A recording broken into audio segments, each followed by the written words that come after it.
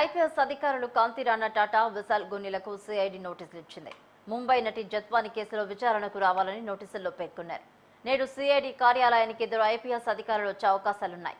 ఇప్పటికే జత్వాని కేసులో సీతారామాంజనేయులను అరెస్ట్ చేశారు. ఈ కేసులో పాత్రధారులుగా ఉన్న కాంతి రాణా, విశాల్ గున్నిలను విచారించాలని సిఐడి నిర్ణయించింది.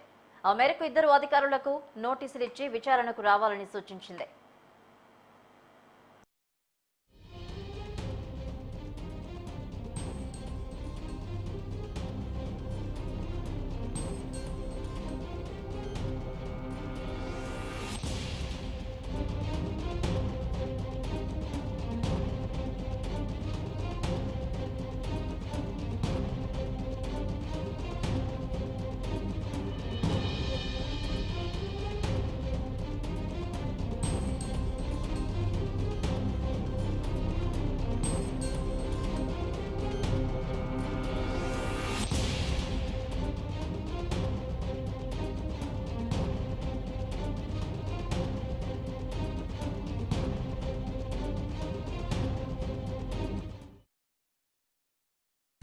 ఐపీఎస్ అధికారులు కాంతి రాణా, టాటా, విశాల్ గున్నిలకు సిఐడి నోటీసులు ఇచ్చింది. ముంబై నటి జత్వాని కేసులో విచారణకు రావాలని నోటీసుల్లో పేర్కొన్నారు.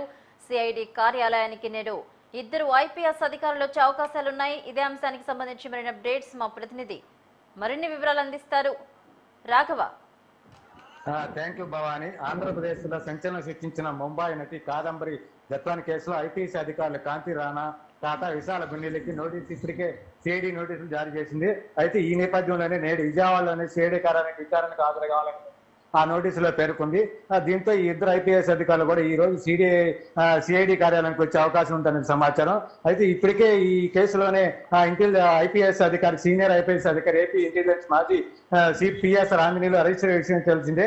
అయితే ఈ కేసులో ముఖ్య పాత్రధారులకు కూడా ఐపీఎస్ అధికారులు కూడా కాంతి రాణా, విశాల గున్నిలో కూడా విచారణ చేయాలని ఒక సిఐడి కూడా ఇప్పటికే ఒక నిర్దేశానికి కూడా వచ్చింది, నిర్ణయానికి కూడా వచ్చిందని చెప్పుకోవచ్చు. అయితే ఈ నేపథ్యంలోనే కానీ ముంబై నటి కాదంబరి జత్వాని కేసు కృష్ణా జిల్లా మాజీ జడ్పీ చైర్మన్ కుక్కల నాగేశ్వర తనయుడు విద్యాసాగర్ మోసం చేయడంతో ఆరోపణలు వచ్చాయి. దీని కూడా కోడవ ప్రభుత్వం రాంగ్ లోనే కూడా ఈ కేసును కూడా గట్టిగా సిఐడికి కూడా మళ్ళించింది. సిఐడి కూడా అదే సిఐడి అధికారులు కూడా ఈ కేసులో కూడా ఈ ముగ్గురు కూడా అధికారులు కూడా నిందితులు కూడా చేర్చింది. ఇప్పటికే ఐపీఎస్ అధికారులు కూడా సస్పెండ్ చేసింది. ఈ నేపథ్యంలోనే ఈ రోజు విజయవాడకి సిఐడి కార్యాలయానికి విచారణకు రావాలని కూడా ఆదేశించినట్టు తెలుస్తుంది. అయితే ఇప్పటికే ఆల్రెడీ కుటుంబ సభ్యులు కూడా భారీగా గత ప్రభుత్వంలో కూడా కేసులు పెట్టి కూడా చాలా ఇబ్బందులు కూడా గురి చేసినట్టు కూడా ఇప్పటికే పలు కేసులు కూడా పలు దఫాలు కూడా ఎస్పీ కూడా సిఐడి కార్యాలయం కూడా వచ్చింది. స్వయాన డిప్యూటీ సీఎం కూడా నాకు న్యాయం చేయమని కూడా సినీ నటి కూడా పేర్కొంది. భవాని.